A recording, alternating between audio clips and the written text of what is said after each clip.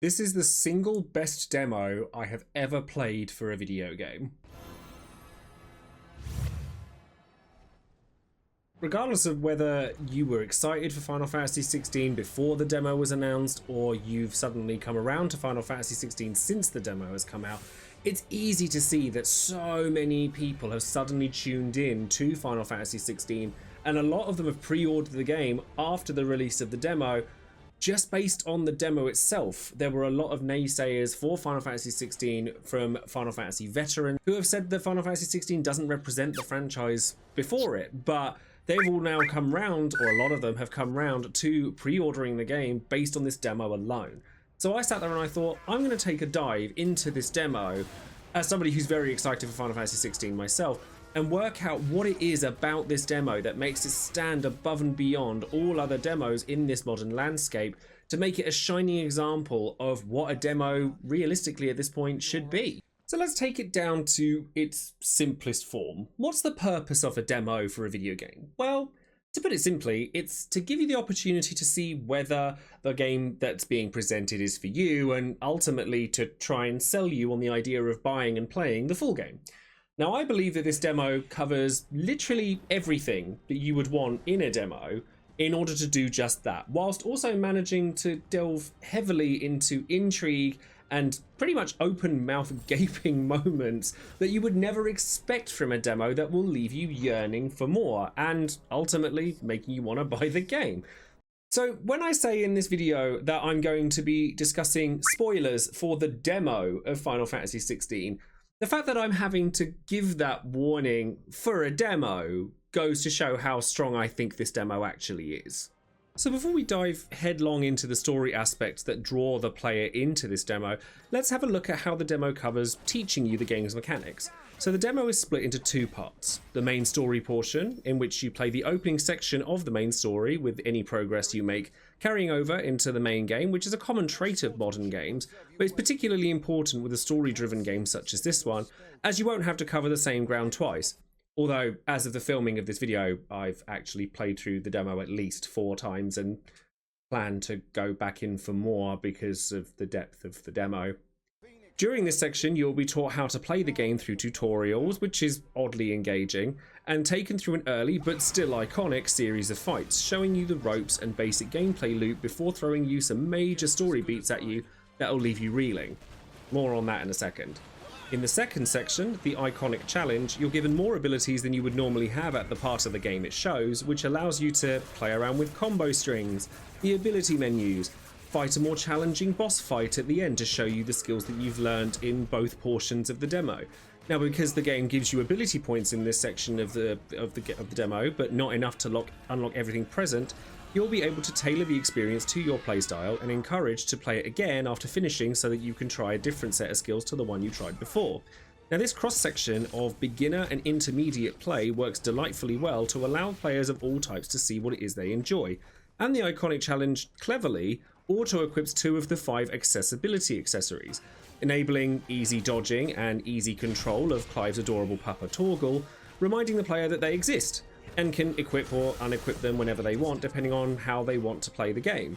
In this regard, capturing the player's attention and then holding on to it for continuous play is something the demo does strikingly well, whilst also catering to a wide variety of players by showing you we have these accessories that you might want to use to make the story easier to navigate, or you can ignore them and actively want to take them off to give yourself a more challenging aspect to play.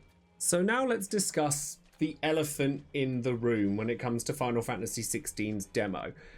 I've already warned everybody about story spoilers for this demo, and now is the point where I'm going to talk about them, so you have been warned twice now. Don't come for me if you don't want to hear this. But the story element of this game does not hold back at all, and it shows in the opening hours of the demo of all places. Now, in trailers past, we have known about the main character Clive and his young brother Joshua, their role in the War of the Icons, and the unfortunate knowledge that Joshua is no longer alive at this point in the game. But what the trailers do not tell you is that his demise comes from the hands of his beloved brother. Clive, under the guise of Ifrit, the newly discovered second Icon of Fire, a quick note here. I thought it was really cool that you had full access to the active lore nodes, so if you wanted to dive into them a little bit more as the cutscenes progressed, you were able to, but you absolutely don't have to. I know that something that's gone around the internet a lot is that FF16's lore is so complicated that you had to have active lore going on, and even the developers didn't know what was going on. From what I've played of it, I don't believe that that's true. Obviously, I've only played very select portions of the game, but I feel that the active lore pause menu was beneficial to the game if you wanted to deep dive into the character's lore, but you could ignore it also if you wanted to. But equally, the demo sets a really good precedent for letting you know what the story is by way of things like Joesephyr saying there's only one icon of fire as he fights Ifrit in his Phoenix form, and just little bits and pieces that build up the story in a way that give you intrigue and a yearning to know more. So Ifrit, whose bestial fury leaves Clive with no control of his own, rips and tears into his poor child brother's body, unable to do anything about it but watch. It's a pretty harrowing sight, and one brought into horrific reality by the incredible visuals and the stellar voice acting. Quick credit to Ben Starr here. Damn it, Ben, that no is gonna haunt me for eons. And if you've seen my YouTube shorts lately, he was there to see what my reaction was to this particular part of the game, and that wasn't even the first time that I'd seen it. And in the demo simply ending after this, you can't help but want to know where things are gonna go from there. Is it gonna get darker? Is it gonna evoke the same emotional gut punches that the demo did? Well, you have to buy the game to find out. And right there is another reason why this demo outclasses other demos. It just makes you want it. It makes you want it because you want to know what's going to happen.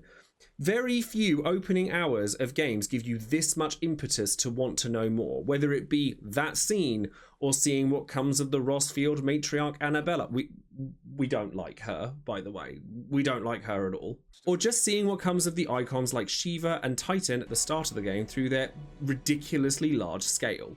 Another clever thing that the demo does here is it also showcases shifts in gameplay that the full game is likely to provide by way of a second playable character, Joesephyr, and his Phoenix form, showcasing the possibility of other characters being playable at different points in the story, something many players were worried about, as well as one of the show-stopping icon versus icon fights, a cinematic affair with simpler, genre-shifting mechanics akin to that of Nier Automata, to allow the players to focus on the ensuing carnage and remain present for the mid-fight story beats.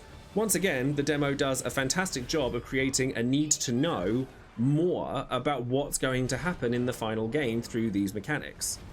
Quite frankly, regardless of how the final game performs, even though I do believe that it's going to perform exceptionally well, I think the demo does such a strong job of showcasing the wildly different elements and strengths of Final Fantasy XVI that it's a marvel in and of its own right, and enough to make me want to make a video on just how strong I think this demo is. I believe it's a shining example to other developers of how to create intrigue and buzz around an upcoming title, enough to make many players who'd previously decided they had no interest in the game due to its detachments from previous entries in the franchise, although that is a topic that I could speak on at great length as a veteran Final Fantasy player who has played every Final Fantasy. Basically, all I can give you from that right now is Final Fantasy's been trying to break the mold for a really long time now. It never stays the same for too long. I believe that there will still be people who didn't enjoy the demo for Final Fantasy XVI. I believe that there will be Final Fantasy fans that don't enjoy the demo for Final Fantasy XVI or Final Fantasy XVI itself. But the strength of the showcasing of the demo is undeniable. Judging by the buzz online, including Twitter and numerous news articles, the pre-orders of this game hit the damn roof after the release of this demo. And I hate to be the one to say I told you so after the preview event at the Tower of London I was at, but I told you so. So on that note, I think I will leave you there with the demo for Final Fantasy XVI. Let me know in the comments below if you agree with me in saying that this is one of the strongest demos for a video game I've ever played. And even if you disagree, let me know in the comments, what was it about the 16 demo that didn't appeal to you? Are you one of the people that was really excited for it and then doesn't want to play the game after the demo is released. I'd love to hear from different perspectives, because everyone that I've spoken to has said how amazing this demo is, as well as I have. So definitely leave a comment in the comments below. And of course, don't forget to subscribe to the channel, like the video, and click on that bell for notifications so you don't miss out on any future content for Final Fantasy 16 and other Final Fantasy titles as well. Before we continue, don't forget to check out all of my social links in the description box below, including Twitter, Twitch, Discord, and Patreon. Of course, I will be streaming Final Fantasy 16 at great length once the game releases, and I've been on a journey trying to platinum trophy every Final Fantasy on PlayStation that's currently available, and I'm about 75% of the way through now, so I'm doing pretty well. So if you want to join in on that journey with me, or perhaps you don't have a PS5 and you would like to experience the story of Final Fantasy 16, come on over to Twitch, come and find me on there, and we'll chill together and we'll play some games. And of course, I do always give a shout out to one of my patrons over on Patreon every time I release a video, and today that person is going to be Sergeant Tuffy, who has Thancred on their title card and has been a supporter of mine for a long time now. So a massive thank you goes out to you and to everybody that wants to support this channel. I will leave a link in the description box for Patreon if you'd like all the benefits that come from that as well. If you are one of the Final Fantasy fans out there that's not just looking forward to Final Fantasy 16, but Final Fantasy 7 Rebirth and Ever Crisis as well, got you covered on those too. I've got videos that are ready for analysis of the trailers for Final Fantasy 7 Rebirth and looking at Ever Crisis. And of course, we have 7.0 for Final Fantasy 14 as well. It's a good time to be a Final Fantasy fan, everybody. So thank you all very much for watching, and I will see you in the next one. Take care. Bye.